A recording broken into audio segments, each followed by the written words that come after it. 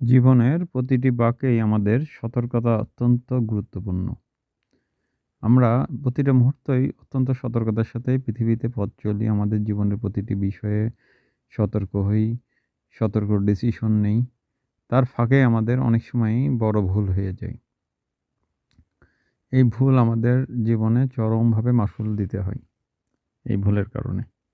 তাই আমাদেরকে সবসময় মাথা ঠান্ডা রেখে সতর্কভাবে পথ চলতে হবে এবং আমাদের পথ চলার যারা সঙ্গী রয়েছেন তাদেরকেও এ বিষয়ে সহানুভূতিশীল হইতে হবে।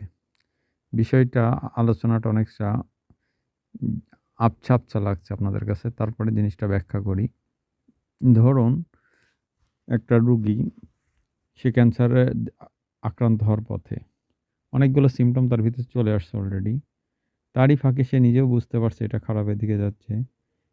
এই ফাঁকে সে অন্যমনস্ক হয়ে গেল বা দুনিয়াবি কোনো কাজে, পারিবারিক কোনো চাপে, প্রাতিষ্ঠানিক কোনো চাপে, ব্যবসায়িক কোনো কাজে এসে ইনভলভ হয়ে গেল গভীরভাবে। যার ফলে সে বিষয়টা ভুলে গেল। হঠাৎ করে সে একদিন টের পেল যে তার ক্যান্সারের অ্যা অনেক গভীরে ছড়িয়ে গেছে। তখন আর তার কিছু করার নেই। এটাই হলো সতর্কতা।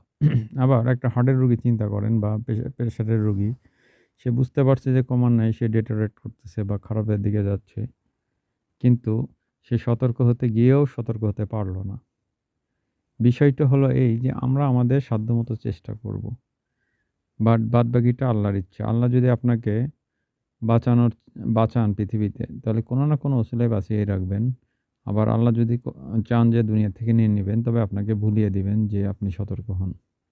এটা তো গেল রোগের ক্ষেত্রে। ঠিক জীবনের চরমতম সিদ্ধান্তের ক্ষেত্রে এটা পেশাগত হইতে পারে, বৈবাহিক জীবন হইতে পারে, পারিবারিক জীবন হইতে পারে, সামাজিক জীবন, রাষ্ট্রীয় জীবন। প্রতিটি ক্ষেত্রেই আমাদের এইভাবে খুবই সতর্কভাবে বিষয়টাকে গুরুত্বে আনতে হবে। যেমন উদাহরণ হিসেবে বলা যায় যে আপনি প্রতিদিন একটা সাইকেলে যাচ্ছেন বা মোটরসাইকেলে যাচ্ছেন। একটা বড় রকমের অ্যা দুর্ঘটনা হওয়ার মতো পরিস্থিতি আপনার মোটরসাইকেলে বা আপনার গাড়িতে বা সাইকেলে যেখানে হোক তৈরি হয়ে আছে। কিন্তু আপনি সতর্ক হচ্ছেন না। হঠাৎ করে আপনাকে এমন একটা যেমন সাইকেলের ব্রেকটা অনেকটা লুজ হয়ে আছে বা মোটর হয়তো আপনি একটা ট্রাকের সামনে গিয়ে আর ব্রেক কষে ফুল ব্রেক পেলেন না।